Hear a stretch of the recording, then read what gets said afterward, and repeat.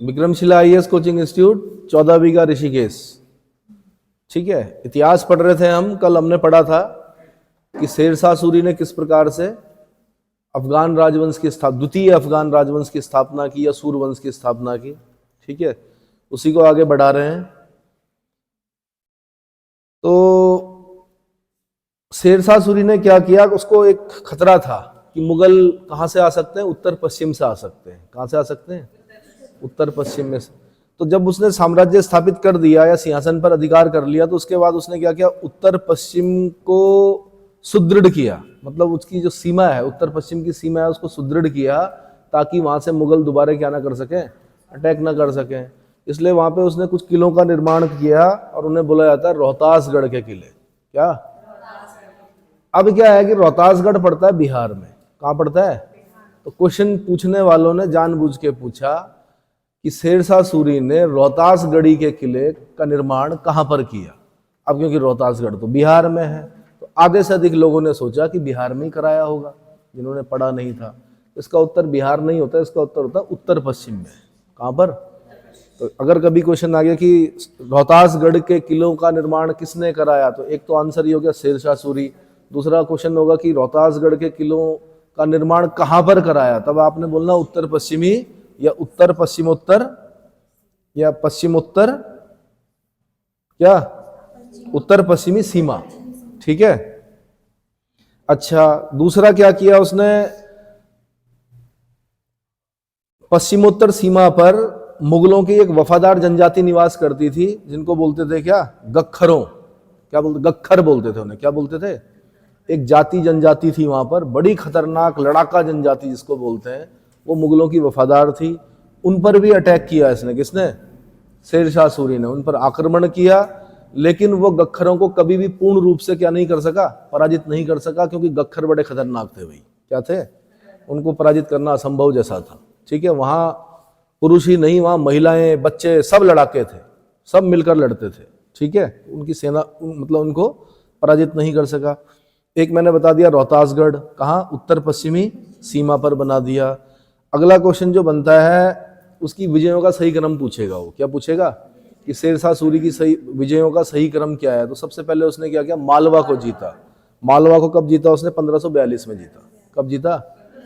Date नहीं भी याद कर सकते हो तो ये जरूर, वैसे तो 5 साल का शासनकाल है, याद हो जाती है, पर फिर भी अगर डेट याद नहीं हो रही है तो क्रम याद रखना। सबसे पहले उसने मालवा को जीता। मालवा के बाद उसने रायसीन पर आक्रमण किया। रायसीन का शासक पूछता है कई बार कि शेरशाह सूरी का रायसीन का समकालीन शासक कौन था, कंटेम्पररी किंग कौन था, तब आपने आंसर देना है क्या, पूरणमल। और पूरणमल को इसने क्या किया, विश्वासघात करके मारा। क्या किया? विश्वासघात करके मारा। क्या किया इसने? घेरा डाला। जीत मतलब रायसीन के किले को जीत तो मतलब अंदर तो जा नहीं पाया। जब इसने देखा यार नहीं जा पा रहे हैं, तो इसने क्या किया कि कुरान पर हाथ रख के कसम खाई कि आप लोग दरवाजा खोल दो, आप लोगों को कोई नुकसान नहीं पहुंचाया जाएगा। और जब इसने कुरान पर हाथ रखकर कसम खाई तो इसका जो गवाह बना उसका नाम था कुतुब खां। क्या नाम था? कुतुब खां। कुतुब खां ने कहा कि हाँ मैं गवाह हूं, और शेरशाह सूरी ने कसम खाई। अब क्या हुआ, दरवाजा खोला जैसे ही, वैसे ही इन्होंने क्या किया कि शेरशाह सूरी की ने क्या किया कि सबकी हत्या कर दी। किसकी? पूरणमल, उसके परिवार और जो स्त्री बच्चे, सबकी हत्या कर दी। तो ये कलंक माना जाता है शेरशाह सूरी के चरित्र पर। समझ में आया? और इससे क्योंकि भाई मुस्लिम जो था कुतुब खां, उसको कम से कम बेइज्जती महसूस हुई, उसको बड़ा अपमान महसूस हुआ कि बताओ इसने कुरान की क्या खाई है, झूठी कसम खाई है और इसने हत्या कर दी, और मैं गवाह हूं, तो उसने आत्महत्या कर दी। उसे इतना बुरा लगा। ठीक है, अगला जो पहले मैंने बता दिया आपको, पहले उसने मालवा जीता, फिर उसने रायसीन जीता, फिर उसने मारवाड़ जीता। क्या जीता? 1544 में मारवाड़ जीता। फिर मारवाड़ का कंटेम्पररी किंग कौन था? मालदेव। कौन था? मालदेव। और मालदेव के साथ 2 बड़े खतरनाक राजपूत सरदार थे, जिनका नाम था जैता और कुप्पा। क्या नाम था? जैता और कुप्पा। इनके नाम याद रखने हैं आपने। अब क्या किया, शेरशाह सूरी ने जब मारवाड़ पर आक्रमण किया तो शेरशाह सूरी को भी नहीं पता था कि इतनी बहादुर लोग रहते हैं यहाँ पर। तो जैता कुप्पा ने बड़ा खतरनाक भयंकर युद्ध किया। ठीक है, किसी तरह से जीत लिया उसने। किसने? शेरशाह सूरी ने। लेकिन राजपूतों के शौर्य से इतना प्रभावित हुआ कि यहीं पर उसने वो सेइंग कही थी कि मैंने मुट्ठी भर बाजरे के लिए हिंदुस्तान की सल्तनत को क्या खो दिया था। इसका मतलब ये है कि मारवाड़ में बाजरा होता है। क्या होता है? बाजरा। इसने कहा यार मेरे पास तो इतनी बड़ी सल्तनत थी ऑलरेडी, पहले से ही मेरे पास बहुत बड़ा साम्राज्य था, अगर मैं मारवाड़ को जीत भी लूंगा तो क्या मिलेगा यहाँ से? बाजरा मिलेगा ना। इसलिए बोला उसने कि मैंने मुट्ठी भर बाजरे के लिए क्या हिंदुस्तान की सल्तनत को खो दिया था। ठीक है, तो क्वेश्चन पूछता है किस अवसर पर कहे? आपने बोलना मारवाड़ विजय के अवसर पर कहे। मारवाड़ का कंटेम्पररी किंग कौन था? आपने बोलना मालदेव। कौन? मालदेव। और राजपूत सरदार जैता कुप्पा कहाँ के थे? तो आपने बोलना है मारवाड़। मारवाड़ के शासक मालदेव के राजपूत सरदार थे कौन? जैता और कुप्पा। ठीक है। 1545 में शेरशाह ने कालिंजर पर आक्रमण किया। क्या किया? कालिंजर पर आक्रमण किया। ये उसकी अंतिम विजय है। और इस विजय को मैंने आपको कहानी बता भी रखी है कि वो एक उक्का नामक आग्नेय अस्त्र चला रहा था। किले की दीवार को तोड़ने के लिए चलाया जाता था वो उक्का। क्या बोलते हैं? आग्नेय अस्त्र, समझते हो? वही जैसे आपने देखा होगा किसमें, बाहुबली में। ठीक है ना। अब क्या हुआ कि एक गोला टकराया, बारूद खाने में गिरा, बारूद खाने में आग लगी, शेरशाह सूरी पूरा जल गया। कल मैंने उसके विल पावर के बारे में बताया था। तब तक नहीं मरा जब तक कि सिपाही ये खबर लेके नहीं आ गए कि कालिंजर जीत लिया गया। जब उसने खबर सुनी तब उसने अपनी अंतिम सांस ली। ठीक है, चलो जी। फिर शेरशाह ने मारवाड़ को छोड़कर अन्य राजपूत राजाओं को उनके राज्य से वंचित नहीं किया, वरन उन्हें अपनी अधीनता स्वीकार करा के उनके राज्य क्या कर दिए? वापस कर दिए। सिर्फ मारवाड़ को उसने अपने पास रखा। ठीक है, बाकी अन्य राजपूत राजाओं को उनके राज्य वापस किए। कहा टैक्स देते रहना। ये तरीका भी सही होता है, क्योंकि बहुत बड़े साम्राज्य पर शासन करना क्या संभव नहीं हो पाता है। जिसने किया वो सब परेशान रहे, चाहे वो मोहम्मद बिन तुगलक हो, चाहे वो औरंगजेब हो।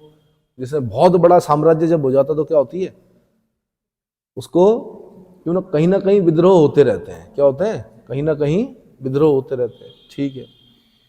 अब शेरशाह सूरी ने क्या किया कि बंगाल जैसे दूरस्थ और धनी सूबे में विद्रोह की आशंका को समाप्त करने के लिए संपूर्ण बंगाल को सरकारों में बांटकर, अब यहां पे क्वेश्चन बनता है फिर कि सरकार क्या था? सरकार मतलब जिले, सरकार मतलब डिस्ट्रिक्ट। तो जहां पे सरकार लिखा होता है तो समझ लीजिए जिलों में बांटकर, पर जिले नहीं बोलेंगे आप सरकार ही बोलेंगे। जब आप मेंस में भी लिखोगे तो क्या लिखोगे? सरकारों में बांटकर प्रत्येक को एक सिकदार के नियंत्रण में रख दिया। इसने किसकी नियुक्ति की? सिकदार, अधिकारी होते थे जो कि सरकार का क्या करते थे? देखभाल करते थे, मतलब जिले की देखभाल करते थे। अब क्योंकि इसको ज्यादा भरोसा था नहीं, किस पर? सिकदारों पर भी। क्या किया उसने? सिकदारों की देखभाल के लिए भी फिर एक असैनिक अधिकारी रखा ऊपर। क्या रखा? जिसको बोलते थे अमीर बंगला। क्या बोलते थे? अमीर बंगला अथवा अमीन ए बंगला या अमीर ए बंगला को नियुक्त किया। और सबसे पहले यह पद उसने किसको दिया? अब ये यूपी वालों ने पूछा भैया क्वेश्चन कि अमीर बंगला सबसे पहले किसको बनाया शेरशाह सूरी ने? आंसर काजी फजीलात को बनाया। किसको बनाया? काजी फजीलात को। कभी यूपी में पूछा गया था ये क्वेश्चन। ठीक है, काजी फजीलात। इतना क्लियर हो गया। अब पढ़ते हैं शेरशाह सूरी का प्रशासन। क्या भाई, मैंने कहा आपको योग्य था, प्रशासन पढ़ना जरूरी होता है। शेरशाह एक व्यवस्था सुधारक के रूप में जाना जाता है, व्यवस्था प्रवर्तक के रूप में नहीं। क्या? जो पहली लाइन आपने लिखनी है मेंस में भी, वो आपने क्या बोलना है? शेरशाह एक व्यवस्था सुधारक के रूप में जाना जाता है, व्यवस्था को सुधारने वाला। व्यवस्था प्रवर्तक के रूप, कोई नई व्यवस्था नहीं बनाई, उसी व्यवस्था को क्या किया? उसने सुधारा। ठीक है। साम्राज्य निर्माता और प्रशासक के रूप में उसे अकबर का पूर्वगामी माना जाता है, बिल्कुल माना जाता है। अगर किसी ने सही किया है तो वो शेरशाह सूरी है। शेरशाह सूरी को ही आगे कौन कॉपी करता है? अकबर कॉपी करता है। ठीक है। तो सबसे पहले केंद्रीय प्रशासन। भाई दरअसल जब हम प्रशासन पढ़ते हैं तो प्रशासन को ना पहले बांट दिया करो। सबसे पहले सबसे बड़ा क्या होता है? केंद्र होता है, तो केंद्रीय प्रशासन। केंद्र में क्या होते हैं? प्रांत होते हैं, तो फिर प्रांतीय प्रशासन। प्रांतों में क्या होते हैं? फिर सरकार, जिले होते हैं। क्या होते हैं? जिले होते हैं, तो फिर जिले का प्रशासन। जिलों में क्या होते हैं? फिर परगने, परगनों का शासन। जिलों के बाद क्या? परगनों का शासन। परगनों के बाद क्या होते हैं? परगनों में मतलब सबसे छोटी इकाई, फिर लास्ट में गांव होते हैं। क्या होते हैं? किसी भी किसी भी युग में, प्रत्येक युग में बोल सकते हैं आप, गांव जो होता है वो सबसे छोटी इकाई होती है प्रशासन की। क्या होती है? मतलब लास्ट में आपने गांव में पढ़ना कि भाई गांव के मुखिया को क्या बोलते थे, गांव में क्या होता था, है ना। तो अब यहाँ पे हमने सबसे पहले क्या पढ़ना, केंद्रीय प्रशासन। तो क्या करना, आप जब आप नोट्स बनाते हो ना, ऐसे बनाया करो, जब आप याद करने के लिए बनाते हो, एक तरफ केंद्रीय प्रशासन लिखो, एक तरफ प्रांतीय प्रशासन लिखो, एक तरफ सरकार का प्रशासन लिखो, सरकार मतलब जिलों का प्रशासन, एक तरफ परगने का प्रशासन लिखो और एक तरफ गांव का, यानी 5 कॉलम बना के पढ़ा करो। अब क्या होता है, केंद्र में जो काम कोई बड़ा अधिकारी कर रहा होगा तो वही काम छोटा अधिकारी प्रांत में कर रहा होगा, उससे छोटा अधिकारी कहाँ कर रहा होगा, सरकार में कर रहा होगा, उससे छोटा अधिकारी कहाँ कर रहा होगा, परगने में कर रहा होगा, और उससे छोटा अधिकारी गांव में कर रहा होगा। प्रत्येक जगह पर प्रशासन चलता है ना, बस आपने यही ध्यान रखना है। और मेंस पॉइंट ऑफ व्यू से प्रशासन ही इंपॉर्टेंट होता है, ये इंपॉर्टेंट नहीं होता कि कितनी रानियां थी, कितने बच्चे थे, किसकी शादी कहाँ हुई, ये सब बकवास चीजें हैं। समझ में आया? प्रशासन ध्यान में रखना आपने, और हर जगह पे रखना है, चाहे वो आप सल्तनत कालीन प्रशासन पढ़ रहे हो, मुगल कालीन प्रशासन पढ़ रहे हो, ये पढ़ रहे हो, कोई भी, ठीक है, कि प्रशासन कैसा था, चोलों का प्रशासन पढ़ रहे हो। तो समझ में आ गया नोट्स कैसे बनाने हैं। तो चलो पहले केंद्रीय प्रशासन पढ़ते हैं। तो शेरशाह का केंद्रीय प्रशासन अत्यंत केंद्रीकृत था, सेंट्रलाइज्ड, यानी सारी पावर्स क्या राजा अपने हाथ में जब रखता है तो हम बोलते हैं केंद्रीकृत है। क्या है? और जब डिस्ट्रीब्यूट कर दी जाती है शक्तियां, जैसे माना आप ये बोल सकते हो कि मैंने केंद्रीकृत कर रखा कि सब मैं ही पढ़ा रहा हूं, लेकिन जब मैं डिस्ट्रीब्यूट कर दूंगा कि भाई तुम फिजिक्स पढ़ाओ, तुम भूगोल पढ़ाओ, तुम ये पढ़ाओ, तो मैं बोलूंगा कि क्या हो गया, डिसेंट्रलाइज कर दिया मैंने। क्या कर दिया? डिसेंट्रलाइज कर दिया। ठीक है ना। अब क्या है कि शेरशाह का केंद्रीय प्रशासन अत्यंत केंद्रीकृत था, शासक स्वयं शासन का प्रधान था, होता ही है, राजा ही होता है मोनार्की में, है ना। और संपूर्ण शक्ति उसी में केंद्रित थी, राजा अपने हाथ में ही केंद्रित रखता है। ठीक है। शासन को सुचारू रूप से संचालित करने के लिए निश्चित ही मंत्रियों को नियुक्त किया गया था, किंतु वे मुगलकालीन मंत्रियों की तरह विस्तृत अधिकार संपन्न नहीं होते थे। जैसे कि मुगलों ने अपने मंत्रियों को विस्तृत अधिकार दे रखे थे, शेरशाह सूरी ने ज्यादा अधिकार नहीं दिए। क्या? मंत्री को मंत्री थे बट अधिकार ज्यादा नहीं दिए। इतना समझ में आ गया। मंत्री स्वयं निर्णय नहीं लेते थे बल्कि केवल आदेशों का ही पालन करते थे। इस प्रकार यह एक तरह का सरकारी कर्मचारी के रूप में थे। मंत्री जो थे वो कर्मचारी के रूप में काम कर रहे थे, वो अपना कोई निर्णय नहीं ले सकते थे बल्कि खाली क्या, आदेशों का पालन करते थे। तो ये भी बड़ी बात है, इतने बड़े विभागों को, इतने बड़े बड़े मंत्रालयों को क्या करना, आदेश देना, है ना, कौन क्या करेगा, कैसे करेगा, काम डिस्ट्रीब्यूट करना भी तो बड़ी महाभारत होती है कि नहीं होती है। फिर मंत्री, तो शेरशाह ने सल्तनत कालीन व्यवस्था के आधार पर 4 विभागों की व्यवस्था की। सबसे पहले वही दीवाने वजारत, हर जगह पे पढ़ेंगे आप, वजारत, वजीर होता है ना जिसमें, दीवाने वजारत। दूसरा पढ़ना आपने दीवाने अर्ज। दीवाने अर्ज याद है किसने की थी इसकी स्थापना? सैन्य विभाग था ये, बताओ। बलबन ने की थी। यहां से क्वेश्चन बनता है कि दीवाने अर्ज विभाग की स्थापना किसने की थी? बलबन ने की थी। और ये क्या था? एक सैन्य विभाग था। क्या था? सैन्य विभाग था। फिर तीसरा जो है दीवाने रसालत। जब भी रसालत पढ़ेंगे आप तो विदेश मंत्रालय, एक तरह से क्या, रसालत मतलब विदेश मंत्रालय। और फिर दीवाने इंशा, दीवाने वही सुल्तान के आदेशों को लिखना। तो अब इसको थोड़ा डिटेल में बता देता हूं मैं कि दीवाने वजारत क्या था।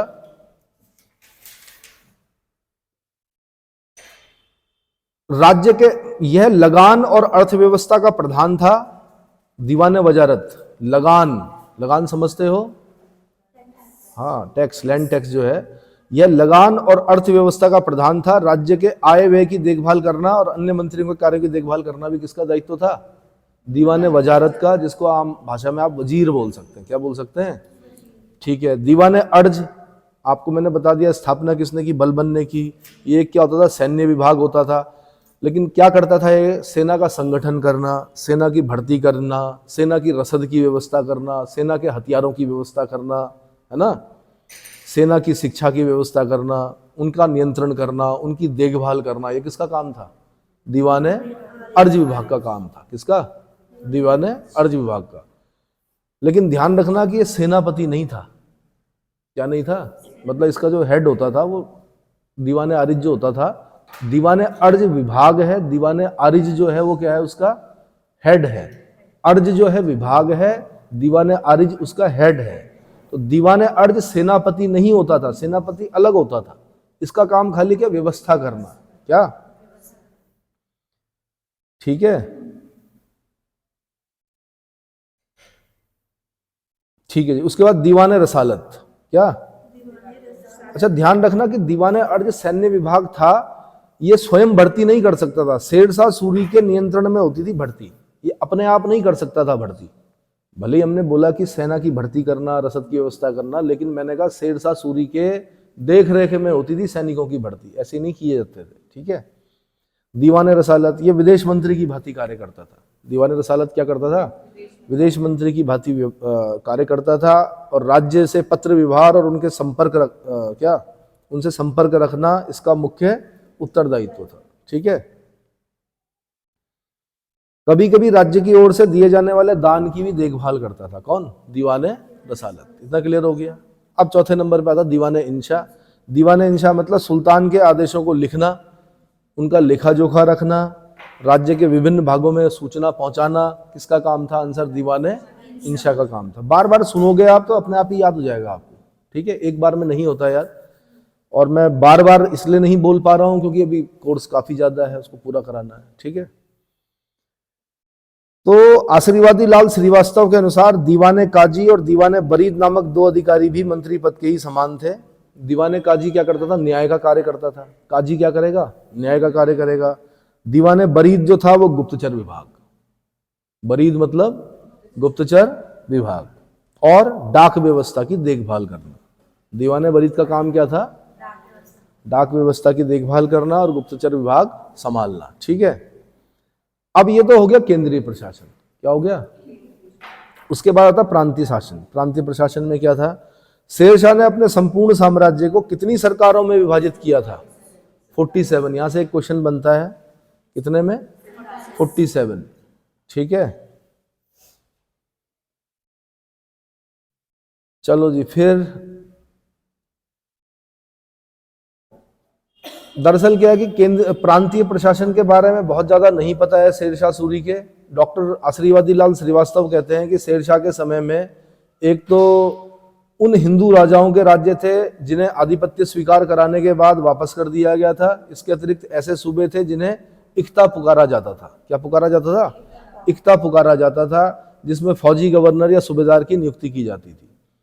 शेरशाह सूरी ने बंगाल सूबे के लिए एक अलग प्रकार की व्यवस्था की थी। संपूर्ण सूबे को उसने 19 सरकारों में बांटा था। फिर यहां से क्वेश्चन बनेगा, क्या बनेगा, कि शेरशाह सूरी ने, क्योंकि बंगाल बड़ा समृद्ध था, बंगाल को कितनी सरकारों में या कितने जिलों में बांटा था, आंसर 19 जिलों में बांटा था। कितने, 19 जिलों में बांटा था। प्रत्येक सरकार में एक सैनिक अधिकारी जिसको कि सिकदार बोलते थे, क्या बोलते थे, सिकदार बोलते थे, उसकी नियुक्ति की उसने, क्या की, उसकी नियुक्ति की। यानी प्रत्येक सरकार को एक सैनिक अधिकारी सिकदार के नियंत्रण में छोड़ दिया गया, और उसकी सहायता के लिए एक असैनिक अधिकारी, क्या, अमीर बंगला। अब ध्यान रखना, सिकदार जो है वो सैनिक अधिकारी है, अमीर बंगला जो है वो असैनिक अधिकारी है। अमीर बंगला को क्यों छोड़ा हुआ, ताकि वो देख सके किसको, सिकदार सही काम कर रहा है कि नहीं कर रहा है। इतना समझ में आ गया, ठीक है। और मैंने बता दिया था कि पहला अमीर बंगला किसको नियुक्त किया उसने, काजी फजीलात को, काजी फजीलात, आसान है, लात फजीलात, है ना, ठीक है। तो इसमें कुछ ज्यादा नहीं पढ़ते हैं। उसके बाद सीधे सरकारों में आ जाते हैं हम, किसमें आते हैं, डिस्ट्रिक्ट। तो मैंने बताया कि कितनी सरकारें, शेरशाह ने अपने संपूर्ण साम्राज्य को कितने सरकारों में बांटा था, 47 सरकारों में बांटा था, यानी 47 जिलों में बांटा था, ठीक है। तो प्रत्येक इख्ता या सूबा अनेक सरकारों में बटा होता था। तो इख्ता या सूबा, है ना, क्या, सरकारों में बटा होता था। प्रत्येक सरकार में 2 प्रमुख अधिकारी होते थे, सिकदार सिकदारान, सिकदारान, और दूसरा होता था मुंसिफान। अब यहां से उल्टा क्वेश्चन पूछेगा आपको, सिकदार सिकदारान और मुंसिफान कहां होते थे, प्रशासनिक जो अधिकारी होते थे वो कहां पर, किस स्तर पर होते थे, तब आपने बोलना सरकारों में होते थे। सरकारों मतलब जिलों में। पहले तो जो जिन्होंने नहीं पढ़ा होगा तो उनको तो समझ में नहीं आएगा कि सरकार क्या हुआ, तो इसलिए मैं बार बार बोल रहा हूँ, सरकार मतलब जिला, और जो ऑप्शन में जिला नहीं देगा वो सरकार देगा, क्या देगा ऑप्शन में, सरकार, ठीक है, ठीक है जी। सिकदार का पद अधिक सम्मानित था। वह एक सैनिक अधिकारी होता था। उसके कार्य सरकार मतलब डिस्ट्रिक्ट में, जिले में, सरकार में शांति व्यवस्था स्थापित करना तथा अधीनस्थ सिकदारों के कार्यों की देखभाल करना था। फिर यहां से क्वेश्चन बनाएगा, वो बना चुका है, क्या है, पहले बना चुका है कि सरकारों में शांति व्यवस्था स्थापित करना किसका कार्य था शेरशाह सूरी के समय में। तब आपने आंसर बोलना है सिकदारे सिकदारान। ठीक है, ठीक है। मुंसिफ मुंसिफान क्या था? एक न्यायिक अधिकारी था। मुंसिफान क्या था? न्यायिक अधिकारी था। आज भी बोलते हैं आप पीसीएस जे निकालो, आपने अगर लॉ कर रखा है पीसीएस जे निकालो तो सबसे पहले मुंसिफ मजिस्ट्रेट ही बनोगे आप। क्या बनोगे? यानी पीसीएस जे से जो बनते हो आप, तो वो क्या बनते हो? मुंसिफ मजिस्ट्रेट। उस जमाने से उठा रखा है शब्द मुंसिफ, मुंसिफ मुंसिफान। क्या? मुंसिफ है, हाँ, मुंसिफान क्या था? न्यायिक अधिकारी था। वह दीवानी के मुकदमों का फैसला करता था तथा अपने अधीनस्थ मुंसिफों के कार्यों की देखभाल करता था। अब दीवानी और फौजदारी, ये नाम सुने हैं? दीवानी फौजदारी सुने हैं? एक दीवानी तो वहां पढ़ा हमने, कहा? बक्सर का युद्ध हुआ 1764 में, पढ़ा था? 1764 में ही हुआ था। कौन कौन थे? तो मैं ही बता देता हूं। मुगल सम्राट शाह आलम सेकंड था, मतलब 3 लोग मिलकर लड़ रहे थे अंग्रेजों के विरुद्ध ना। कौन? मुगल सम्राट शाह आलम सेकंड था, अवध का नवाब सुजाउदौला था, बंगाल का अपदस्थ नवाब मीर कासिम था। अपदस्थ बोलना जरूरी है। क्या बोलना जरूरी है? अपदस्थ बोलना जरूरी है, क्योंकि एक बार क्वेश्चन पूछा कि जब बक्सर का युद्ध हो रहा था उस समय बंगाल का नवाब कौन था। तो क्योंकि पहले अपदस्थ नहीं पढ़ते थे बच्चे, बंगाल का अपदस्थ नवाब मीर कासिम नहीं पढ़ते थे, पहले पढ़ते थे बंगाल का नवाब मीर कासिम। तो 90% लोगों ने आंसर क्या लगाया? मीर कासिम, जबकि वो क्या था उस समय? अपदस्थ था। तो आपने बोलना है कि भैया मीर जाफर था। कौन था? मीर जाफर था। ये अपदस्थ था तभी तो लड़ रहा था। ठीक है, तो मुगल सम्राट शाह आलम सेकंड, अवध का नवाब सुजाउदौला और बंगाल का अपदस्थ नवाब मीर कासिम, और उधर से अंग्रेजों की तरफ से हेक्टर मुनरो। क्या? और उसके बाद फिर हुई इलाहाबाद की संधि। इलाहाबाद की संधि भी 2 होती हैं, 65 में 2 संधियां होती हैं इलाहाबाद की। फिर आप सुनते हो कि बंगाल, बिहार, उड़ीसा की दीवानी मिल गई अंग्रेजों को। एक दीवानी तो वहां पे यूज करते हैं हम। क्या? दीवानी मतलब राजस्व वसूल करने का अधिकार मिल गया किसको? अंग्रेजों को। एक दीवानी हम यहां पढ़ रहे हैं। अब क्या पढ़ रहे हैं? एक दीवानी यहां पर पढ़ रहे हैं। तो मैंने कहा न्यायालय 2 प्रकार के होते हैं, वैसे तो अन्य प्रकार के भी होते हैं, है ना। अन्य प्रकार के मतलब वही दीवानी न्यायालय, फौजदारी न्यायालय, और एक होता है ट्रिब्यूनल कोर्ट। क्या होते हैं? ट्रिब्यूनल्स जिन्हें बोला जाता है। तो ट्रिब्यूनल्स पे नहीं जा रहा हूं मैं, दीवानी फौजदारी। दीवानी मतलब जमीन जायदाद ये सब चीजों के जो होते हैं वो कहां पर जाते हैं? दीवानी न्यायालय में जाते हैं। जब भी किसी एडवोकेट से मिलते हैं आप, तो वो बोलते हैं ना कि मैं सिविल का लॉयर हूं। क्या हूं? सिविल का लॉयर हूं। ये कोई बोलते हैं मैं क्रिमिनल लॉयर हूं, मतलब वो क्या? फौजदारी। फौजदारी में क्या होता है? अपराध। फौजदारी न्यायालय में क्या जाएंगे? आपराधिक मामले जाएंगे। किसी ने सर फोड़ दिया, किसी ने हत्या कर दी, तो कहां जाएगा वो? फौजदारी न्यायालय में जाएगा। ठीक है, तो भाई मुंसिफा क्या था? एक न्यायिक अधिकारी था। क्या था? न्यायिक अधिकारी था, और दीवानी मुकदमों का फैसला करता था, फौजदारी का नहीं। फौजदारी का नहीं। फौजदारी का कौन करता होगा? इसका मतलब स्वयं राजा करता था। शेरशाह सूरी स्वयं करता था फौजदारी का, है ना। चलो आगे। अब है परगने का शासन। परगने का शासन, तो ठीक है भाई, बहुत सारे लोग एसडीएम बनेंगे। फुल फॉर्म बताओ एसडीएम की।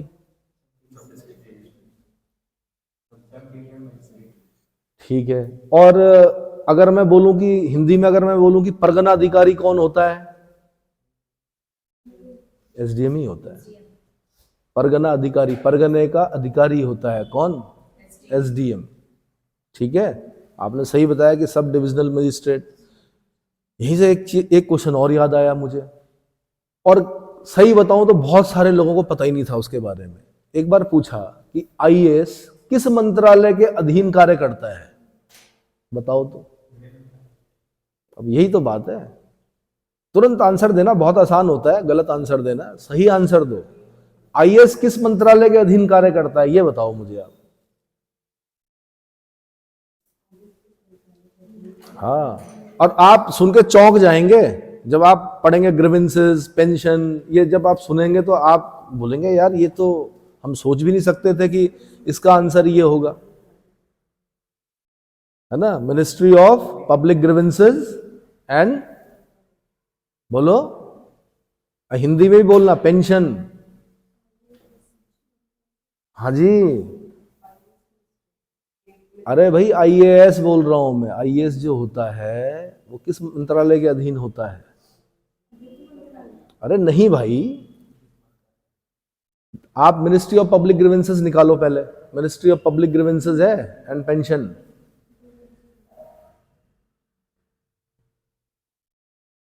यही तो है, और इसमें कई लोग तैयारी कर रहे होंगे आईएएस की, और जानबूझ के यूपीएससी ने क्वेश्चन पूछा, क्योंकि जिस प्रकार के उत्तर मिल रहे हैं ना, कोई बोल रहा गृह, कोई बोल रहा वित्त, तो इसी प्रकार के उत्तर दिए होंगे बच्चों ने भी। लेकिन बड़ा अनएक्सपेक्टेड आंसर होता है भाई। मिला क्वेश्चन, आंसर मिला, क्या मिला? मिनिस्ट्री ऑफ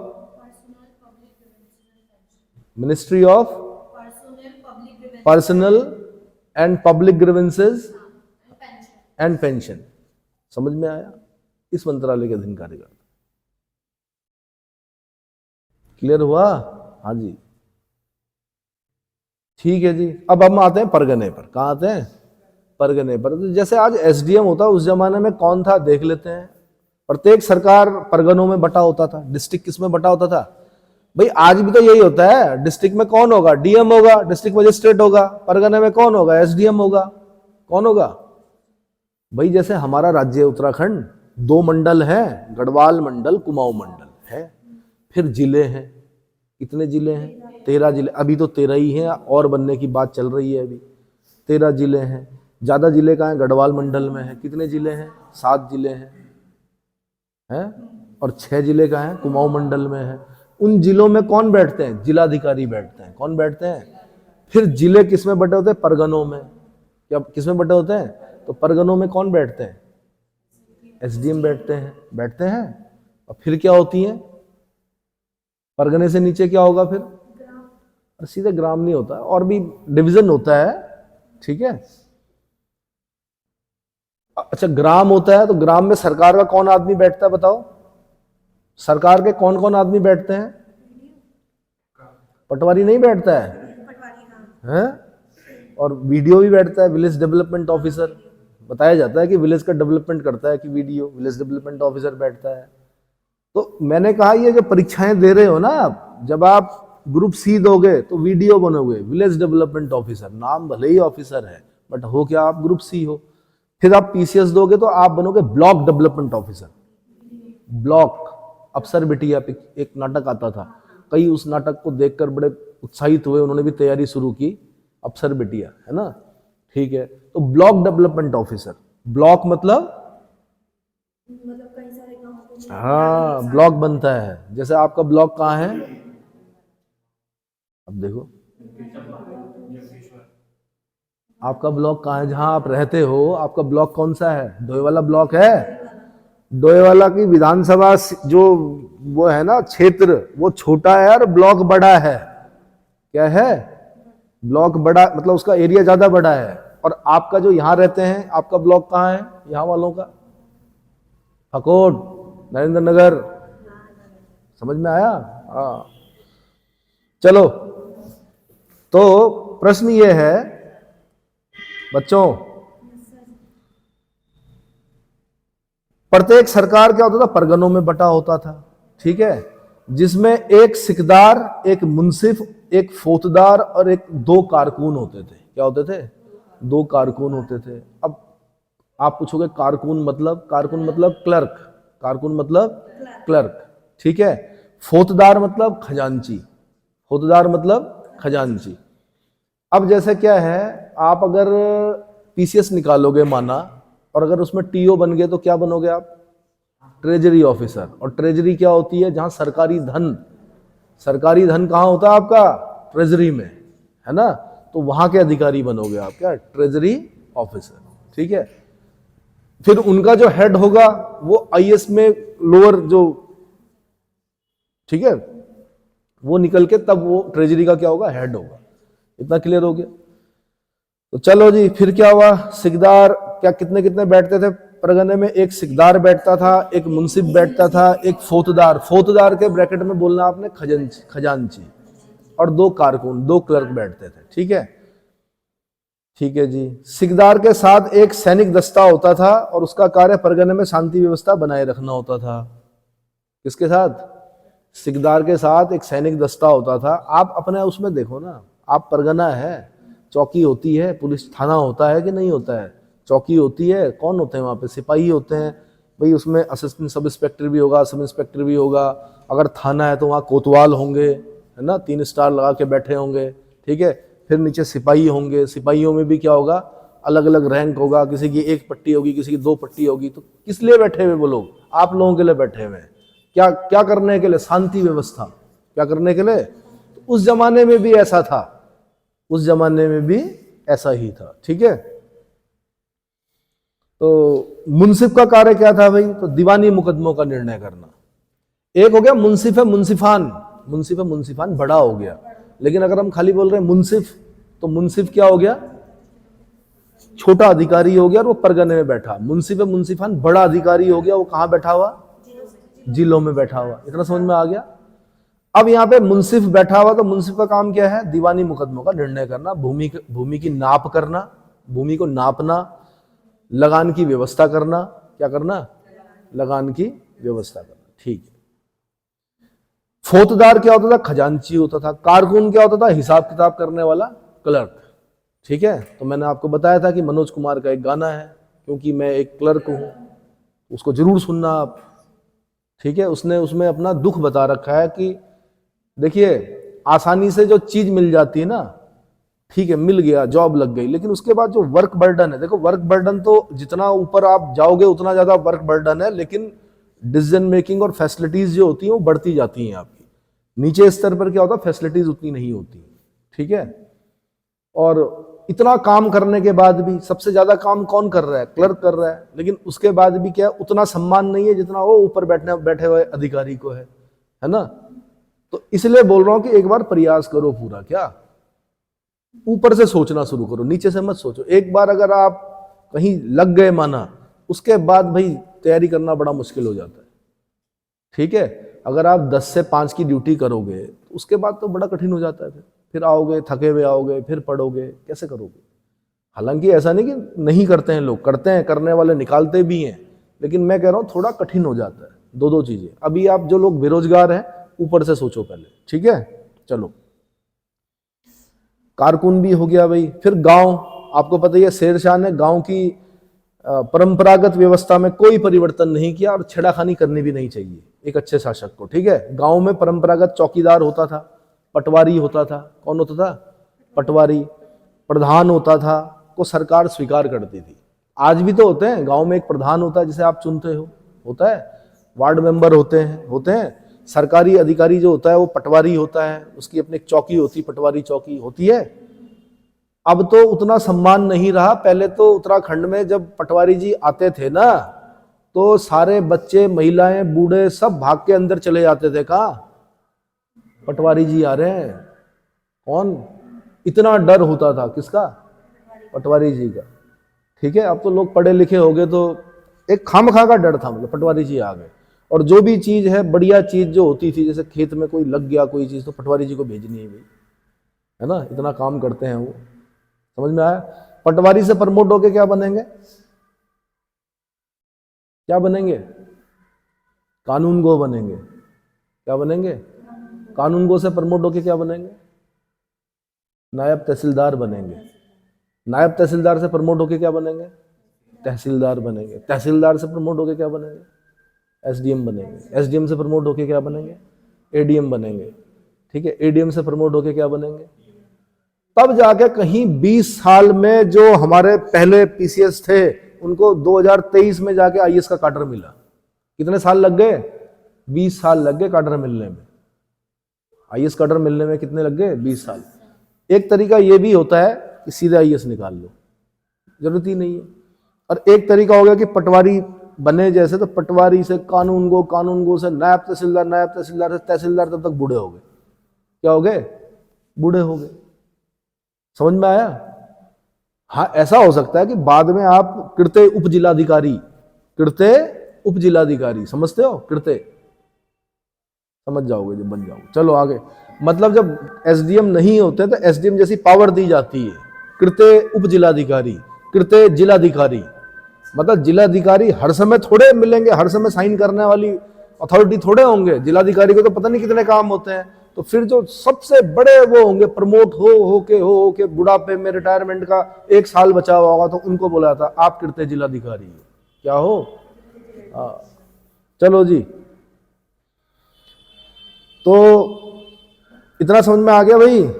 गांव में कोई वो नहीं किया, गांव पंचायत ही गांव की सुरक्षा, शिक्षा, सफाई आदि का ध्यान रखती थी। क्लियर? अब भू राजस्व व्यवस्था के बारे में आते हैं। Land revenue. केंद्र सरकार की आय का मुख्य स्रोत क्या था? लगान था, लावारिस संपत्ति, व्यापारिक कर, टकसाल, नमक कर आदि थे। क्या क्या थे? लगान।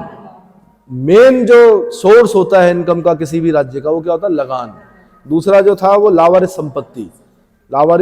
संपत्ति। तीसरा जो था व्यापारिक कर। चौथा जो था टकसाल, मिंट, जहां सिक्के ढाले जाते हैं। उस जमाने में सिक्के ढलवाने के लिए जाना पड़ता था। मेरे पास जैसे कोई हार है, ठीक है, मैं गया, मैंने कहा जी 4 सिक्के ढाल दो सोने के, ठीक है, तो उसके एवज में क्या करता था? राज्य लेता था एक पार्ट। क्या लेता था? कुछ पार्ट लेता था। जैसे आप 50 तोला सोना लेके गए, तो अगर 40 तोले का या 45 तोले का अगर आपके सिक्के बने, तो 5 तोला किसका होगा? राज्य का होगा। क्या होगा? तो सिक्के ढाल देंगे वो। टकसाल, मिंट बोलते हैं उसको, ठीक है। नमक कर, नमक पर भी कर लगता था। क्या लगता था? और ये ध्यान रखना, नमक रोटी जो होती है वो गरीब की होती है। इस देश में जब अंग्रेजों ने ये बोल दिया कि कोई नमक नहीं बनाएगा, नमक सरकार बनाएगी, तो गांधी जी चल दिए फिर दांडी मार्च करने। पता है?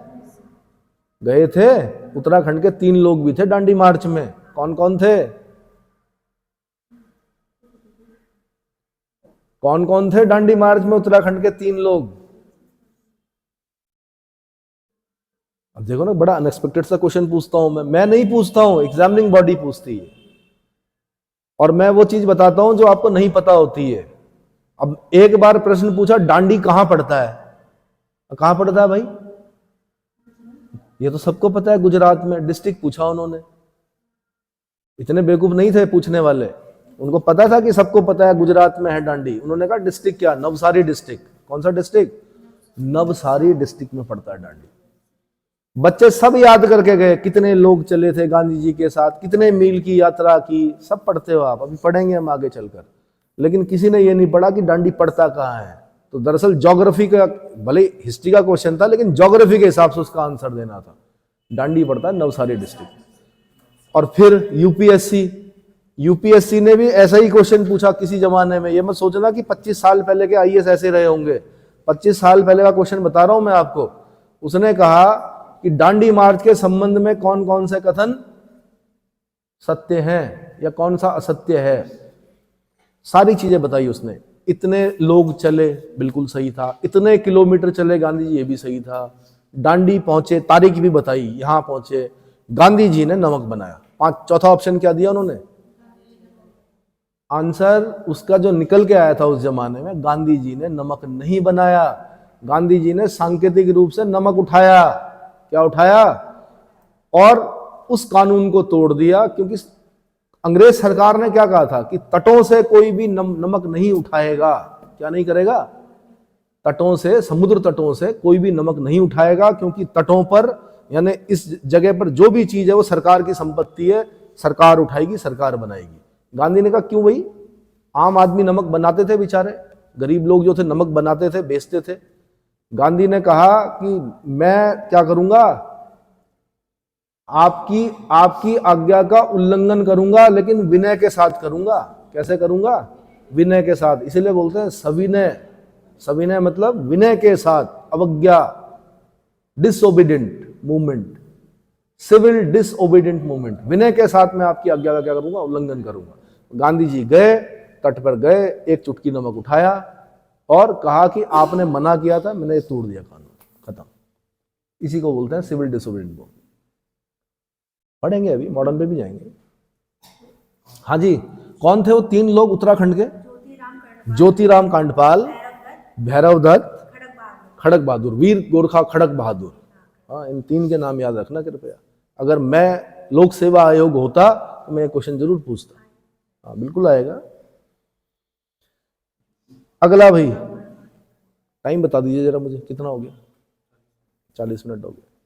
केंद्र सरकार की आय का मुख्य स्रोत बता दिया मैंने। शेरशाह की वित्त व्यवस्था के अंतर्गत राज्य का मुख्य स्रोत भूमि पर लगने वाला कर था, जिसे लगान भी कहा जाता था। भूमि कर ही लगान है, भूमि पर लगने वाला कर ही क्या है, लगान है। बातचीत मत कीजिए भाई, डिस्टर्ब होता है। शेरशाह की लगान व्यवस्था मुख्य रूप से क्या थी? रैयतवाड़ी थी। क्या थी? रैयतवाड़ी व्यवस्था थी। रैयत बोलते हैं किसान प्रजा। जब बिचौलिए नहीं होते हैं बीच में, क्या नहीं होते हैं? जब किसान सीधे अपना जो कर है वो सीधे राजकोष में जमा करता है, बीच में बिचौलिए नहीं होते हैं, तो उसको बोलते हैं, उस व्यवस्था को बोलते हैं रैयतवाड़ी, और ये व्यवस्था अच्छी मानी जाती है। पूछूं प्रश्न, मॉडर्न के हिसाब से पूछूं? रैयतवाड़ी व्यवस्था के पिता कौन थे? महालवाड़ी के पिता कौन थे? कुछ याद आया?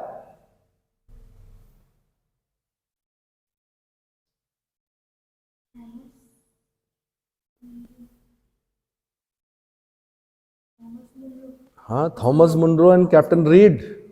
कैप्टन रीड का नाम भी लिखा हुआ। और महालवाड़ी व्यवस्था के जनक कौन थे? महालवाड़ी व्यवस्था के जनक, हाँ जी, नहीं, महालवाड़ी व्यवस्था के जनक नहीं भाई, यही तो बात है। नहीं, महालवाड़ी व्यवस्था के जनक मैंने मॉडर्न में पढ़ाना है आपको।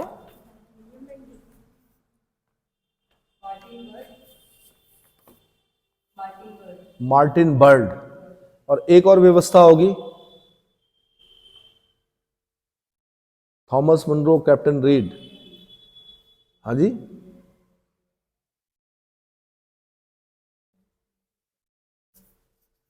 बोलिए भाई।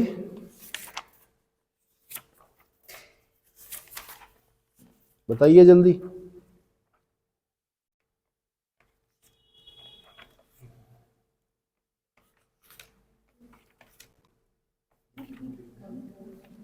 आप उसमें भी नहीं ढूंढ पा रहे हो मोबाइल पर?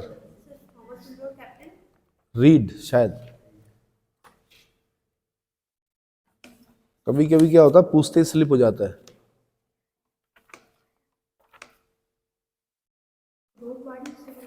हाँ जी, रैयतवाड़ी, रैयतवाड़ी। ठीक है, फिलहाल मैं आगे बढ़ता हूं, तब बताता हूं आगे कौन कौन थे वो। शेरशाह ने उत्पादन के आधार पर भूमि को 3 श्रेणियों में विभाजित किया, अच्छी, मध्यम और खराब। अच्छी, मध्यम और खराब। शेरशाह ने लगान निर्धारण के लिए मुख्यतः 3 प्रणालियां अपनाई, गल्ला बख्शी या बटाई। गल्ला बख्शी या बटाई। दूसरी की उसने नष्ट या मुक्ताई, और तीसरी उसने लगाई नकदी या जब्ती। ठीक है, अब आपको बड़ा बुरा सा लग रहा होगा ये पढ़ने में, ये क्वेश्चन बनता है। क्या बनता है? एक तो होगा गल्ला बख्शी या बटाई। गल्ला बोलते हैं अनाज को, किसको बोलते हैं? सस्ते गल्ले की दुकान। एक तो लाला जी का गल्ला होता है, वो अलग है, जिसमें पैसे रखते हैं, वो गल्ला अलग होता है। सस्ते गल्ले की दुकान सुना है आपने? सस्ते अनाज की दुकान सरकारी होती है। तो एक तो क्या, गल्ला बख्शी या बटाई। आगे चल के पढ़ेंगे हम खेत बटाई, लंक बटाई, रास बटाई। खेत बटाई का मतलब होता है खेत में ही बांट देना। आधा खेत भैया राज्य का जो भी उगेगा, और आधा खेत किसान का, खेत बटाई। लंक बटाई, फसल काट दी। आगे चलकर पढ़ना हमने, फसल काट दी, ढेर लग गए, एक ढेर राज्य का, एक ढेर किसान का। खेत बटाई, लंक बटाई। रास बटाई, रास बटाई में बीज निकाल दिया, ढेर लगा दिए बीजों के, मतलब जैसे गेहूं निकाला या धान से धान निकाला, ढेर लग गए। अब ये ढेर किसका? राज्य का। और ये ढेर किसका? खेत में ही तय होता था। हाँ, खेत में ही तय होता था कि भैया इतना। राज्य बड़ा कठोर क्या करता था? लगान वसूल करता था, क्योंकि उसकी आय का साधन ही वही था। समझ में आया? अब लेकिन अब किसी ने गन्ना लगा रखा, तो गन्ने के ढेर थोड़े लगेंगे, इसीलिए कैश क्रॉप्स कहा जाता है। तब राज्य कहता है इसको बेचो, और तब उसके बाद जो क्या होगा, पैसा मिलेगा तो उसको नगद जमा करना, कैश क्रॉप्स। समझ में आया? देखो, गेहूं काम आएगा, चावल काम आएगा, सरसों काम आएगी, अन्य चीजें काम आएंगी, लेकिन गन्ना थोड़े काम आएगा। तंबाकू काम आएगा राज्य के? नहीं आएगा। या अन्य जो ये चीजें होती हैं, कैश क्रॉप्स जिन्हें कहा जाता है। ठीक है, गल्ला बख्शी समझ में आ गया आपके। दूसरा होता है नष्क और मुक्ताई। नष्क या मुक्ताई या कनकूत, इसको बोलते हैं अंदाजा लगाकर। जैसे मैंने आपसे पूछा, मैं राज्य हूं, मैंने आपसे पूछा हाँ भाई कितनी हुई थी फसल पिछले साल, आपने कहा जी 100 बोरे हुए थे। मैंने कहा उसके पिछले साल कितने हुए थे, आपने कहा 110 बोरे हुए थे। मैंने कहा उससे पिछले साल कितने हुए थे, आपने कहा 105 बोरे हुए थे। मैंने तीनों को जोड़ा, डिवाइड किया और अपना टैक्स बता दिया कि अब इतने बोरे भैया राज्य को दे देना। नष्क, मुक्ताई या कनकूत, क्या बोलते हैं इसको? नष्क, मुक्ताई या कनकूत। अगला जो है वो नकदी या जब्ती। नकदी या जब्ती। नकदी मतलब नगद, हिरण्य। पुराने समय में पढ़ा हमने, कैसा? नगद देना है आपने, बेच के जो भी क्या होगा, मतलब धन के रूप में आपने क्या करना है? जमा करना है। इतना समझ में आ गया? ठीक है जी, आगे। शेरशाह ने भूमि कर निर्धारण के लिए राई को लागू किया। अब यहां से क्वेश्चन बना एक बार, राई क्या? अब राई तो भाई सब्जी होती है, हमें तो यही पता था। तो राई मतलब होता है फसलदारों की सूची। राई मतलब क्या होता है? फसलदारों की सूची। अगला, शेरशाह सूरी भूमि की किस्म एवं फसलों के आधार पर उत्पादन का औसत निकलवाया और उसके बाद उत्पादन का 1/3 भाग क्या किया? कर के रूप में वसूला। तो शेरशाह सूरी ने कितना वसूला? 1/3। दिखने में कम लग रहा है, लेकिन और कई प्रकार के टैक्स होते थे, किसानों पर हमेशा से बोझ रहा, बट सुनने में अच्छा लग रहा है 33%। कितना? तो आपने ये ध्यान रखना है, क्योंकि अलग अलग समय में क्वेश्चन बनाएगा वो। जैसे उसने एक बार पूछा कि मौर्य काल में टैक्स कितना था। भाई यहाँ पे तो हमने पढ़ लिया 1/3, मौर्य काल में कितना था? तो उसका आंसर होता है 1/6 से 1/4। कितना होता है? 1/6 से 1/4। अब क्यों पूछा उसने? इसलिए पूछा कि क्योंकि अशोक के एक अभिलेख है, रुम्मनदेही अभिलेख, जो कि लुम्बनी में उसने क्या किया था? स्थापित किया था। और उसमें उसने लिखा हुआ था कि हिद्द बुद्धे जाते, हिद्द भगवा जाते थी। यहाँ बुद्ध पैदा हुए, यहाँ भगवान पैदा हुए, इसलिए यहाँ का टैक्स घटाकर मैं क्या कर रहा हूँ? 1/8 कर रहा हूँ। क्या कर रहा हूँ? तो उसने सोचा कि यार बच्चे कंफ्यूज होंगे जरूर, क्या होंगे? और अधिकतर लोगों ने 1/8 ही लिखा आंसर। क्या लिखा? ये नहीं देखा कि भाई लुम्बनी के लिए 1/8 था, बाकी मौर्य जो साम्राज्य था अन्य जगहों पर, वहां पर क्या था? 1/6 से 1/4। 1/4 अच्छा टैक्स माना जाता है। क्या माना जाता है? 25%। ठीक है, इतना चाहिए होता राज्य को भी, और 1/6 और कम हो गया। समझ में आ गया? अब यहाँ पे हम क्या पढ़ रहे हैं? 1/3। किसी राजा के समय में हम पढ़ेंगे 1/2। 1/2 खराब होता है, जैसे शाहजहां, आधा। ताजमहल बनाना है, लाल किला बनाना है, मक्का मदीना के लोगों को दान करना है, ठीक है, सोने की मशाल दान करनी है और अय्याशियां करनी है, तो कहां से आएगा पैसा? 1/2 शाहजहां के समय में समझ में आया? ठीक है, 1/3 वैसे तो देते हुए बड़ा बुरा लगता है कि खेती मैं कर रहा, मेहनत मैं कर रहा, 1/3 कौन ले जा रहा? राज्य ले जा रहा। पर देना पड़ता है भाई टैक्स। टैक्स नहीं देंगे तो इस देश में जो टैक्स पेयर है वो 2% है खाली। कितने? लगभग कितने लोगों को टैक्स देना चाहिए? लगभग 25% से ज्यादा लोगों को टैक्स के दायरे में आते हैं, लेकिन नहीं देते। जिस दिन सब लोग टैक्स देना स्टार्ट कर देंगे, यहां लोग रोना रोते हैं खाली कि हॉस्पिटल में समस्याएं हैं, सड़क में गड्ढे हैं। अरे भैया टैक्स दो ना। सरकार कहां से करेगी? जब आप टैक्स पे करोगे तभी तो करेगी सरकार। तो यहाँ पर टैक्स चोरी की जाती है बहुत ज्यादा। क्या की जाती है? टैक्स चोरी। अगर सभी लोग टैक्स देंगे तो सरकार क्या करेगी? विदेशों में बड़ा कठोर नियम है टैक्स देने का, इसीलिए आपको पता होगा कि वहाँ आपके स्वास्थ्य सुविधाएं फ्री हैं, आपका एजुकेशन फ्री है, बहुत सारी चीजें फ्री है। इतने कम लोगों के टैक्स के पैसे पर इतनी बड़ी योजना चल रही है, इतना बड़ा देश चल रहा है। समझ में आ रहा है कि नहीं आ रहा? ठीक है, पकड़े तो गए हो साहब जिनके यहाँ मशीनें जल गई नोट गिनने वाली, है ना? बार बार याद आ रहा मुझे, जितनी बार याद आ रहा उतनी बार क्या हो रहा। चलो, शेरशाह भूमि की किस्म एवं फसलों के आधार पर उत्पादन का 1/3 ठीक है, ने बता दिया। शेरशाह द्वारा प्रचलित तीनों प्रणालियों में जब्ती या जमई, जिसे मापन पद्धति भी कहा जाता है, तो यहां से क्वेश्चन बनेगा मापन पद्धति किसे कहा जाता है, जब्ती या जमई। व्यवस्था किसानों में अधिक प्रिय थी, जबकि उन्हें तीनों में से किसी भी प्रणाली को अपनाने की छूट थी। ये किसानों को छूट दे रखी थी शेरशाह सूरी ने कि आप तीनों प्रणालियों में से किसी भी प्रणाली को क्या कर सकते हो, लगवा सकते हो अपने आप पर। लेकिन उनको जो पसंद थी वो क्या थी, जब्ती या जमई। जमई हल हासिल बोलते थे उसको, जमई, और जिसको मापन पद्धति भी कहा जाता था। क्या कहा जाता था? ठीक है। शेरशाह द्वारा प्रचलित रैयतवाड़ी लगान व्यवस्था मुल्तान को छोड़कर राज्य के सभी भागों में लागू थी। यूपी वाले पूछते हैं ऐसा क्वेश्चन।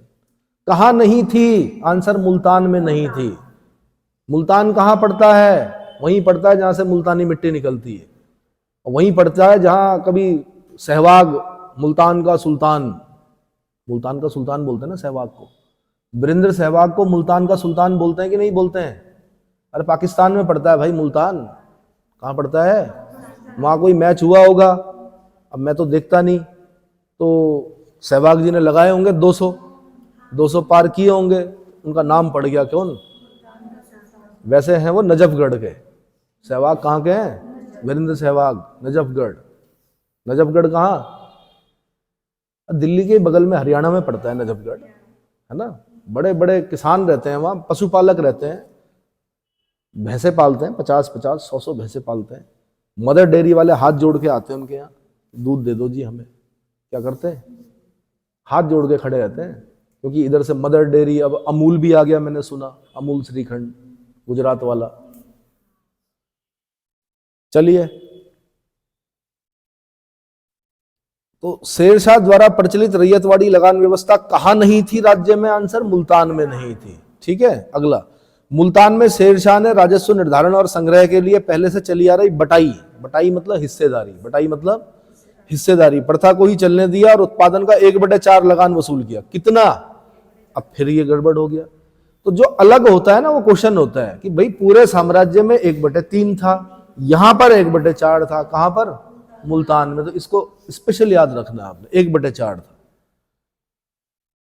शेरशाह के समय लगान नकद और जिन्स यानी अनाज दोनों में ही लेने की छूट थी। जिन्स जब बोलते हैं तो उसका मतलब होता है अनाज, जीन्स नहीं जो पहनते हैं वो वाली नहीं।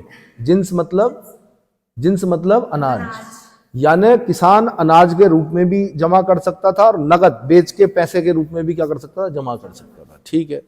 शेरशाह ने कृषि योग्य भूमि और पड़ती भूमि दोनों की नाप करवाई। इस कार्य के लिए उसने अहमद खां की सहायता ली। अहमद खां विशेष व्यक्ति हो जाता है, अहमद खां की सहायता ली, जिसने हिंदू ब्राह्मणों की मदद से यह काम पूरा किया। भाई पढ़े लिखे कौन थे? हिंदू ब्राह्मण थे, तो इसलिए उनकी सहायता ली गई। अहमद खान ने उनकी सहायता ली, सारी जितनी भी कृषि योग्य भूमि होती है उसको नापा। पड़ती भूमि, पड़ती पता है क्या होता है? भूमि के प्रकार होते हैं, पोलज, पड़ती, चाचर, बंजर। क्या होते हैं? पोलज जिसमें हर साल क्या होता है, 2-2 फसलें, 3-3 फसलें निकलती हैं, पोलज सबसे उपजाऊ भूमि। पड़ती जिसको कुछ साल के लिए क्या किया जाता है, छोड़ दिया। जैसे इस बार खेती हो गई, अब उसको छोड़ना पड़ेगा वरना कुछ होगा नहीं। फिर 1 साल छोड़ दिया हमने, 2 साल छोड़ दिया, फिर हमने उसमें क्या किया, चाचर और बेकार। बंजर तो बिल्कुल ही खत्म जिसे बोलते हैं। पोलज, पड़ती, चाचर मुगलों में पढ़ेंगे अभी हम। ठीक है। पड़ती मतलब जिसमें एक बार फसल होने के बाद उसको कुछ समय के लिए छोड़ना पड़ता है। क्यों? ताकि उसकी फर्टिलिटी फिर दोबारा, ठीक है ना। अच्छा, किसान क्या करता है? मटर लगाता है। एक फसल काटी उसके बाद मटर लगाता है। क्यों लगाता है? नाइट्रोजन के फिक्सेशन के लिए। नाइट्रोजन का फिक्सेशन कैसे होता है मटर से? चने से कैसे होता है? हाँ, लेग्यूमिनस कुल के पौधे हैं ये, लेग्यूमिनस कुल के पौधे बोला जाता है। इनकी जड़ों पर क्या होता है? इनकी जड़ों पर क्या होता है? राइजोबियम बैक्टीरिया होता है, कोई राइजोबियम नामक बैक्टीरिया होता है जो नाइट्रोजन का फिक्सेशन करता है, नाइट्रोजन स्थिरीकरण करता है। और पौधे नाइट्रोजन को किस रूप में ग्रहण करते हैं? नाइट्रेट के रूप में ग्रहण करते हैं। तीनों चारों जो मैंने पॉइंट बताए ये क्वेश्चन बने हुए, ठीक है। तो मैंने कहा उसकी उपजाऊपन को बढ़ाने के लिए कई बार किसान क्या करता है? मटर और चने लगाते हैं। इतना समझ में आ गया? ठीक है जी, आगे। शेरशाह ने, ठीक है, भूमि की माप के लिए गजे सिकंदरी का प्रयोग किया। किसका? जो कि सिकंदर लोदी ने शुरू किया था ना। अब एक बार उन्होंने क्वेश्चन पूछा, क्योंकि गजे सिकंदरी और फिर आगे चल के गजे इलाही आएगा, एक कौन आएगा? वो कौन करेगा? वो करेगा अकबर। गजे इलाही कौन लेके आएगा? अब शेरशाह सूरी ने तो गजे सिकंदरी चलाया, कितना? और गजे सिकंदरी में सन की डंडी का प्रयोग किया। किसका प्रयोग किया? सन की डंडी का। जबकि अकबर ने बांस की जरीब कुछ प्रयोग किया। भूमि को नापने के लिए प्रयोग किया जाता था, दोनों तरफ लोहे की कड़ियां और बीच में बांस की जरीब। इतना समझ में आया? उन्होंने ये नहीं पूछा, उन्होंने पूछा गजे सिकंदरी और गजे इलाही, गजे सिकंदरी और गजे इलाही में क्या अनुपात था? क्या अनुपात था? तो दरअसल ये जो होता है ना गजे सिकंदरी, ये 39 अंगुल का होता है। अंगुल समझते हैं? 4, 4, 8, 4, 12, 4, 16, यानी लगभग कितने इंच? 32 इंच। और जो गजे इलाही था वो था 41 अंगुल का। कितने का? तो आपने आंसर देना था 39:41। क्या देना था आंसर? आप कहां से देते? तो बहुत पहले पूछ लिया है ना। पर अगर दोबारा क्वेश्चन कभी बन गया कि गजे सिकंदरी और गजे इलाही में कितने का अनुपात था, तो 39:41 का अनुपात था। इतना समझ में आ गया? ठीक है जी, आगे। एक बार मुझे 2 बनाने के लिए पेपर मैं बताऊंगा, और मैं बताऊंगा आपको पेपर कैसे बनता है। क्या होता है? ये थोड़े कि एक ही जगह से सारे क्वेश्चन डाल दिए, दूसरी जगह से सारे क्वेश्चन डाल दिए। हर पहलू को टच करते हुए क्या करना चाहिए? पेपर बनना चाहिए। परीक्षण उसी को बोलते हैं कि खाली ऐसा तो नहीं कि इतिहास में ही गजब हो आप, और चीजों में क्या? 0/सन्नाटा, सिफर मतलब 0। ठीक है जी। उसके बाद शेरशाह ने संपूर्ण साम्राज्य के से उत्पादन का 1/3 भाग कर के रूप में लिया, जबकि मुल्तान से उपज का 1/4 हिस्सा लगान के रूप में लिया। मापन के लिए जरीब की शुरुआत शेरशाह ने ही शुरू की थी। जरीब की प्रयोग सबसे पहले किसने की? आंसर शेरशाह सूरी ने की। मालगुजारी, जहां पर भी शब्द आएगा मालगुजारी, मालगुजारी का मतलब होता है लगान। मालगुजारी का मतलब क्या होता है? लगान। लगान के अतिरिक्त किसानों से जरीबाना और महासिलाना नामक टैक्स भी लिए भाई इसने, जो क्रमशः भू राजस्व का 2.5% और 5% होते थे। अब सुनो, जरीब लेके जा रहा है ना कोई सरकारी कर्मचारी, नाप रहा है ना, तो जरीबाना देना पड़ेगा। क्या देना पड़ेगा? क्योंकि उसने आपकी भूमि को नापा, सरकार ने कर्मचारी भेजा, जरीब लेके आया, उसने नापा, तो आपको 2.5% देना पड़ेगा। अगर आपके यहाँ 100 बोरे अनाज हुए हैं तो आपको 2.5 बोरी अनाज देना पड़ेगा। किसको? हालांकि वो जमा करेगा कहाँ? कोष में, है ना। जरीबाना। महासिलाना का मतलब होता है, अब टैक्स वसूल करने आएगा ना आपके पास, आपका अनाज उठा के ले जाएगा ना, तो भाई राज्य खुद नहीं बैलगाड़ियों का खर्चा आपसे लेगा, वो भी 5%। अब सुनने में मैंने कहा था बहुत अच्छा लग रहा है, 1/3 लग रहा है, 33%। अब 2.5% जरीबाना हो गया, 5% महासिलाना हो गया, तो आप खुद लगा लो। 33 में 2.5 भी जोड़ दो, 5 भी जोड़ दो, 7.5 और जोड़ दो, हो गया ना वो 40% तक हो गया। तो किसान का हमेशा शोषण हुआ है। पर ये होता है कि टुकड़ों में देने में मजा आता है, मतलब कष्ट नहीं होता। एक गड्डी देने में कष्ट होता है। क्या होता है? होता है ना। ठीक है। और नए नोट देने में भी कष्ट होता है। पुराने जो घरों में पुराने नोट होंगे वो देने में आनंद आता है ना। तो इस पर एक अर्थशास्त्री का क्या है, उसने कहा था कि जो क्या था, वो अच्छी मुद्रा खराब मुद्रा को क्या कर देती है? देखो जरा, एक अच्छी मुद्रा जो है वो खराब मुद्रा को प्रचलन से बाहर कर देती है, कि खराब मुद्रा दरअसल क्या हुआ ना, ब्रिटेन में सिक्के चले नए, सुनो, नए सिक्के चले, तो लोगों ने क्या किया, नए सिक्के तो जमा कर दिए घर में, और पुराने सिक्के क्या हो गए, मार्केट में चलने लग गए। अच्छी मुद्रा क्या है, अच्छी मुद्रा बुरी मुद्रा को चलन से बाहर कर देती है भाई। अच्छी मुद्रा बुरी मुद्रा को चलन से बाहर कर देती है। नए नोट जब 500 के आते हैं तो पुराने नोट कुछ समय बाद, इसलिए बार बार आरबीआई क्या करती है, चेंज करती है, नए नोट निकालती है, पुराने को क्या डिस्ट्रॉय किया जाता है। समझ में आया? ठीक है। अगला, किसानों को सरकार की ओर से पट्टे दिए जाते हैं भाई, दिए जाते थे। क्या दिए जाते थे? पट्टे दिए जाते थे, जिससे उनको वर्ष में निश्चित लगान देना पड़ता था, और किसान कबूलियत पत्र द्वारा पट्टे को स्वीकार करता था। अब फिर देखो भाई, किसान को पट्टा दिया राज्य ने, तो एक कागज पे कबूलियत पत्र बोलते थे, कबूल करता था किसान कि मैं इतना टैक्स दूंगा, इसलिए उस पत्र को क्या बोलते थे, कबूलियत पत्र। बस लास्ट पॉइंट है, उसके बाद हाँ, कबूलियत पत्र के माध्यम से किसान बोलता था कि हाँ मैं टैक्स दूंगा। तो अब एक बार अगर आपने कबूल कर दिया, शेरशाह सूरी कहता था कि लगान लगाते समय नरमी बरती जा सकती है। क्या की जा सकती है? देखभाल के देख लो भाई, दे दोगे कि हाँ जी दे देंगे, कबूल कबूल है, हाँ जी साइन लग गया ना अंगूठा एक बार, अब उसके बाद आप लगान से क्या नहीं कर सकते। तो शेरशाह सूरी का उसूल था, उसूल क्या, कि लगाते हुए नरमी बरती जा सकती है, लेकिन क्या वसूल करते में कठोर से कठोर क्या, कठोरता बरती जाए। ठीक है। अगला लास्ट पॉइंट, शेरशाह सूरी ने अपने आम लेख एवं सिक्के देवनागरी लिपि में ही लिखवाए। किसमें? देवनागरी लिपि में ही लिखवाए। ठीक है भाई, न्याय व्यवस्था पढ़ेंगे थोड़ी देर में।